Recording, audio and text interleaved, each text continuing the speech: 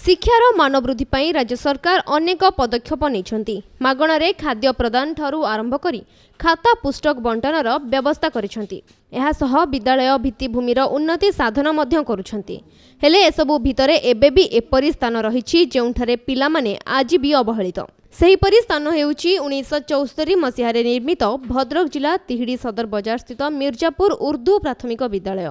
वर्तमान एही विद्यालयर परित्यक्त गृह तथा अस्वास्थ्यकर परिवेश रे पाठ पढुछंती पिलामाने। पांचटा क्लास चलची पढ़ा पढ़ी ठीक हेई पारनी आ हमें तो दाबी करिकि आसु दीर्घ दिन होला आ तुरंत तैयारी हना हमर छुआ किछि उपकृत हेबो। विद्यालयर गोटे पाखरे गाँ लोके व्यवहार करुथिबा एक नलकूप थिबा बेले अन्य पाखरे रहिछि एक नर्दमा। भंगा ददरा आजबेस्ट्रे पूर्ण विद्यालयटीर घर गुड़िक ब्लॉक शिक्षा अधिकारी कार्यालय निकटरे जणे परे जणे बीओ आसुछंती ओ तदंत रिपोर्ट देउछंती। हेले आज पर्यंत एहार स्थिति बदली पारिनी। एबे हमरा भंगा आजबेस्टर हमरा पाठ पढ़ा चली छुआंकर सुनिते पाउछु यार पैसा आसी रही जे हम तुरंत ये स्कूलटा उपस्थान हेउ नोआटा। एतद व्यतीत एही विद्यालयर एभली स्थिति को जिला प्रशासन ठारू आरंभ करी राजनेता और ब्लॉक प्रशासन परखी थिले मध्य आखि फेरेई नेउछंती। ग्रामवासी ठारू मिलिथिबा सूचना अनुसार तत्कालीन विधायकों हाथ पांठिरू 15,000 टंका व्यय बरादरे उक्त आजबेस्ट गृह निर्माण होइथिला। रोसई गृह एवं पाइखाना एठारे 750। मात्र गोटे घरे प्रथम रु पंचम श्रेणी पर्यंत मोट 54 जन पिला पाठ पढ़ुछंती।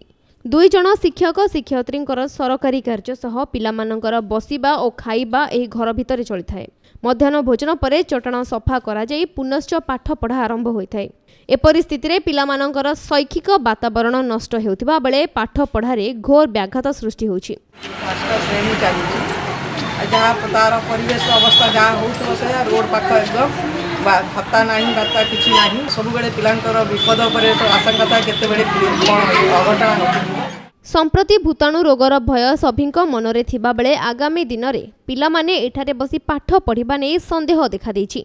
जहाँ हेउ सरकार निकटरे कोरोना पाई स्कूल छुट्टी घोषणा करिसेंती। अन्यपटे सर्वशिक्षा अभियान बंद हेबा परे समग्र शिक्षा अभियान पक्षरु एही विद्यालय प्रति की त्वरित पदक्षेप ग्रहण करा जिवो ताहा केवल देखिबाकू बाकी रहिला। टीपीसीको दृष्टि आकर्षण करिया फल रे एथिपई टंका मध्य आवश्यक अर्थ सैंक्शन हो जाइछि एवं सामूहिक भाव में रास्तार प्रॉब्लम थिला खूब शीघ्र जे कार्य आरंभ।